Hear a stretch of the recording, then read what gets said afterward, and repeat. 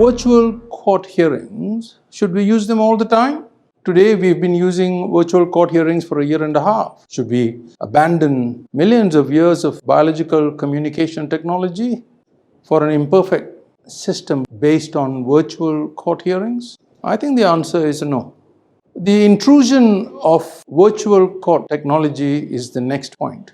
Now, the human ability to use tools set it apart from every other species, you would agree, and consequently, it ensured the success of the human species. So, technology has been with us for millions of years. Now, fast forward to a millennium and get into a court. There you will find that there are no better examples of its glorious successes, technology I mean, nor a woeful record of its failings. Why do I say that? True is it that legal proceedings must be effective and efficient. The increasing number of cases, the shortage of judges, and the dearth of courtrooms, and the sheer lack of time will all have to be at some point overcome by exploiting technology, and not only by virtual or online hearings. So what are the advantages of having online hearings? You know them. These are obvious. Witnesses need not travel from far distances to attend the court. They can speak from the comfort of their homes. Lawyers themselves do not have to travel great distances lugging along a large number of bags or documents. This, of course, saves time. There are no parking woes, and nobody is rushing about getting caught in traffic jams. But all that is not the thrust of this essay. It is its organic beauty that the art of communication of the human race is in danger of being lost forever. In a fit of over-enthusiastic desire that the technology that we use now is the be-all and the end-all of all things. Why is this attitude prevalent? First of all, I want to talk to you about a subject called psychological community. When a group of people come together and communicate with each other, a psychological dynamic is constructed. There is a free flow of ideas, thoughts, and subtle energies. That psychological community, that coming together of different minds at the same place and at the same time is lost when people are remotely connected and see each other through a square feet of lighted space, or when they converse with each other using a technological medium. You see, communication is not just conversation. It's more than a transfer of sounds and syllables like this through an optical cable.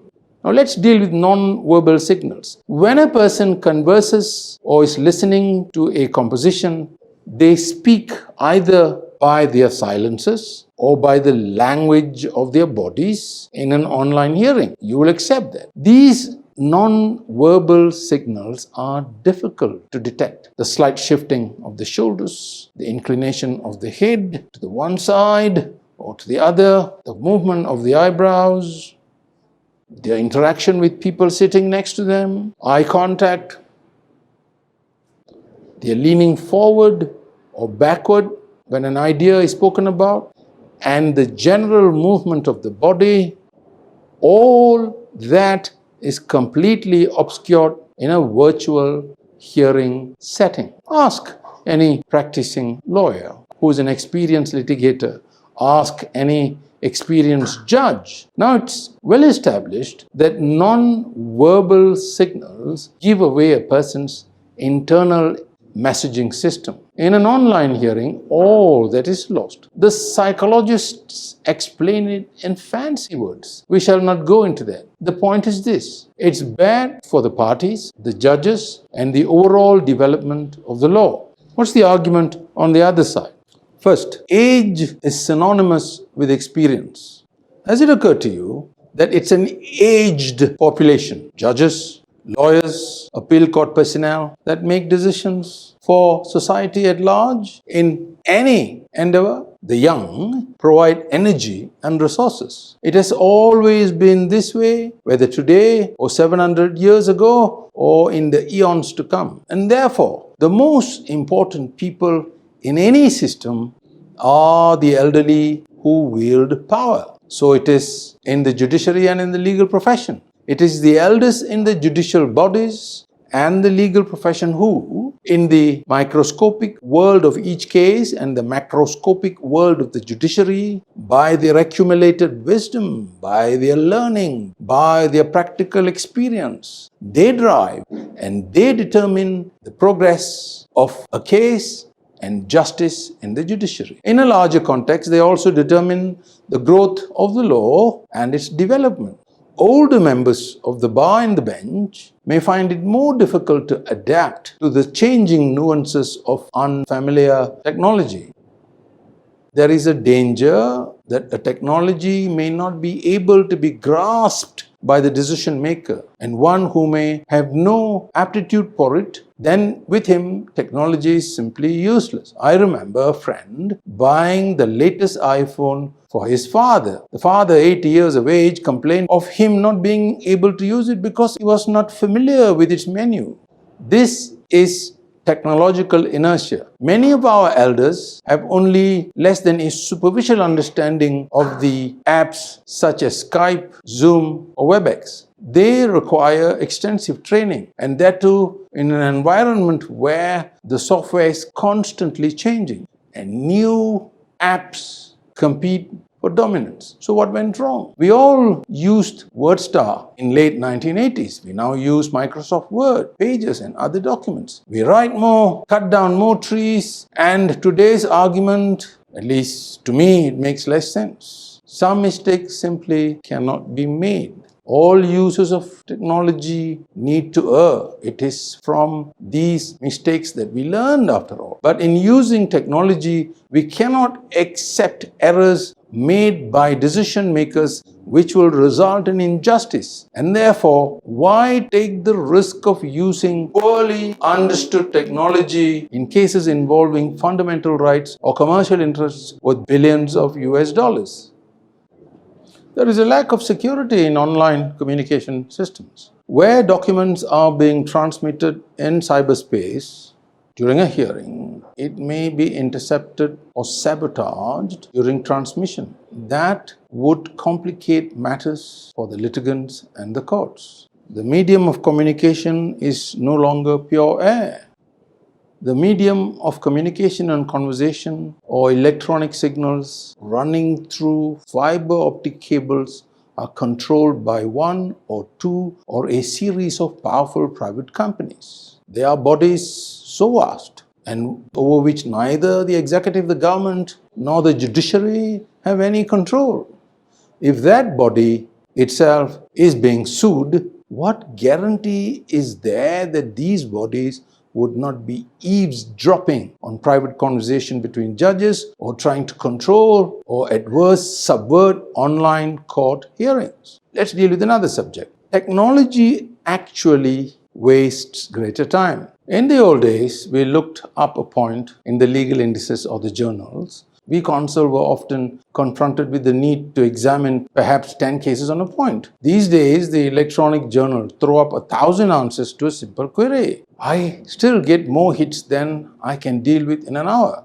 To refine and to reduce the hits, one has to learn new techniques, Boolean logic, wildcard searches, natural language determinants, and so forth. One has to understand both logic and some elements of mathematics in legal practice. Who has the time for it? If you ask me, time is the most precious commodity in the universe. It is never gained and ever and always irretrievably lost. I'm old, and so I desire to spend my precious time learning something that will free up more time, not take more time from me. When arguments are being heard, it is usually destructive in online communication to keep interrupting. You'd know that. I heard the live streaming of the first online hearing in the Court of Appeal. The interactions were minimal. The judges were unusually quiet. In a normal setting, the entire hearing could have been resolved between 3 and 5 minutes. The judges in that first virtual hearing spent almost an hour and 40 minutes in dealing with an application that was, to my mind, pedestrian. In that hour and 40 minutes, a normal panel of Court of Appeal judges may have cleared as many as 5 to 6 interlocutory hearings. Now, what about the faraway feeling? The overall faraway feeling and out-of-body experience, if you will, of online conferences can be unnerving to the uninitiated, especially witnesses. In fact, this sense of being distally removed from the other person or the scene prevents any kind of freewheeling discussion that's normally seen in appellate hearings. So, the long-term effect of over-reliance on technology may result in one becoming overly technology dependent, and that is not good. Virtual hearings actually create greater burdens on witnesses and on counsel. International arbitration involves parties and witnesses from across the globe. This necessitates cross-examination of witnesses over long distances. In one arbitration I attended as counsel years and years ago, the claimants took a very long time. The defense team was divided into two. Most were represented by a set of counsel. We represented one set, and the first set of defendants took the lion's share of the time for their defense. There was only a limited time for the defense, and that defense they took had nothing to do with our client. With more than 5 impatient and important witnesses, our witnesses waiting in the wings, it became clear to us that we would not have more than 2 hours left for everyone. Examination in chief, cross-examination, and re-examination. Our team had therefore to cut down the time that we were going to take with our witnesses. So we decided that the best strategy was to eliminate all those cross-examination questions of our opponent's witnesses that were less than 95% relevant and make the most of the available time of our witnesses. I cross-examined from a place in Singapore a witness sitting in the Alps. Behind his window, I could see descending flakes of snow. Our original plan was to cross-examine that witness for an hour. I couldn't. I didn't have the time. I took all of 10 minutes. But I had to prepare a week for that single cross-examination. And I had 5 witnesses. Imagine how long I would have taken. The night before, up to 3 a.m., our team was anxiously examining the records on how 70 questions could be reduced to 5. No one slept. The next morning, we went bleary-eyed into the hearing and conducted it, thankfully, within time. In a normal court setting, we would not have had that problem. The witness could always have been recalled. So the examination of witnesses using online hearing technology may not always be perfect nor ideal. And in circumstances where this technology does work, counsel end up doing 3 or 4 times more work. Who's going to pay for that? That will translate into the client having to pay 3 to 4 times more fees because time is money. So protocol is needed. What protocol? Has somebody got a precedent? Well, a couple of years ago, the Korean Commercial Arbitration Board concluded that as international arbitration becomes increasingly globalized and as the technology underlying video conferencing becomes increasingly sophisticated, practitioners may increasingly turn to video conferencing and conduct examination of witnesses online or virtually. To this end, said that body, it is in the interest of the arbitration community to develop a sensible and clear protocol or of best practices to ensure that such conferencing is effected fairly and efficiently. And therefore, the sole protocol and video conferencing in international arbitration was introduced at the 7th Asia Pacific Conference held in Seoul, Korea on the 5th and 6th of November 2018. It's available in my website Paradox, and I will drop a line or 2 in the description below. It may be useful to look at that protocol to determine whether it can be used here in Malaysia for the examination of witnesses. The next point I would like to speak about is referring to documents during virtual hearings. Document referencing during a hearing is a complex exercise, you would agree. A judge is often called upon to examine several pieces of documents at the same time and carry out a comparative analysis. No one argues it cannot be done electronically, but it is not easy or effective. We do it all the time with our iPads. But how big is the space on an iPad? 1 square feet? Judges are usually older than 55 years of age. They will have to look at all documents at the same time, and not like the physical system where they can actually put all these documents on their benches and look at them at the same time. So they're going to run into difficulties. Then there is the issue of safety, kidnapping witnesses and coaching off camera of witnesses. The court may think it is more efficient to have online witness hearings. No one would know if the witness has actually been kidnapped or is being compelled in a remote location to give evidence in circumstances which are less than impartial. On the flip side of the coin, the witness could have been coached off camera. If you think I'm being over dramatic, I would remind you that there was at least one circumstance in an international arbitration case in Indonesia. An entire team of witnesses and arbitrators were taken away and held in a separate place.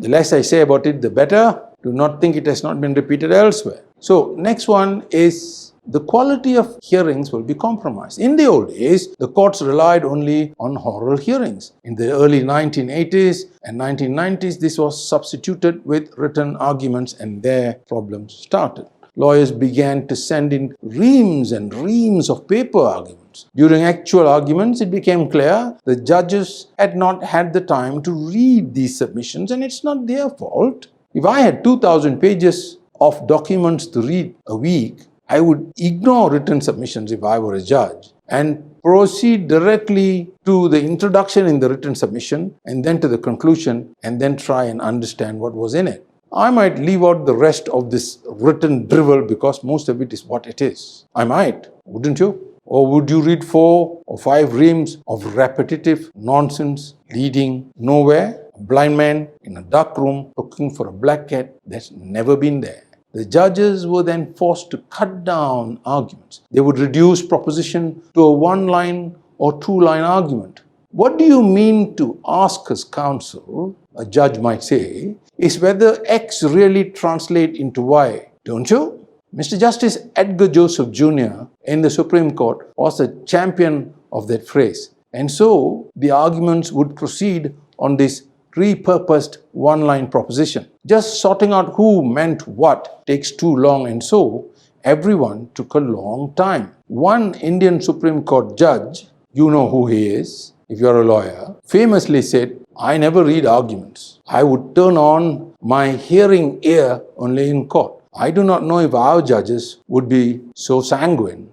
Then there is the hidden danger of online fatigue. This unusual phenomena has been increasingly reported in the last 12 to 18 months, and that coincides with the COVID-19 pandemic lockdown. There have been persistent complaints, especially by those who are above middle age, of participants in virtual conferences or meetings feeling exhausted after an hour's online meeting. It seems to require sleeping it off for an equal period. I experienced this regularly during that time. It was just me.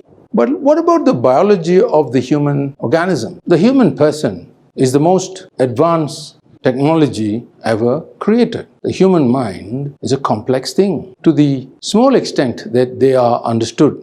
Thoughts, you may realize, are transmitted through a series of signals sent through a series of synapses or junctions. This organic structure, both biological and mental, goes back to millions of years of synaptic development, and we cannot overcome that with virtual technology. Nerve structures help the person read his or her environment, limiting that inbuilt biological capacity and subordinating it or substituting it for an electronic one is not the very best method of dealing with communication or indeed justice. Online communication tools are new. They are imperfect and they are still being developed. That being the case, such technology should be used in the most minimal circumstances. For example, for case management, for interlocutory hearings, and for other administrative matters. Full-fledged trials, appeal arguments, and constitutional issues should not be done through the virtual medium, but through a face-to-face hearing in an actual court setting. That is my view anyway. What do you think? Goodbye. Thank you. Subscribe, hit that like button, press the notification, the bell, and I'll see you next time in another episode of GKtv Law. Goodbye.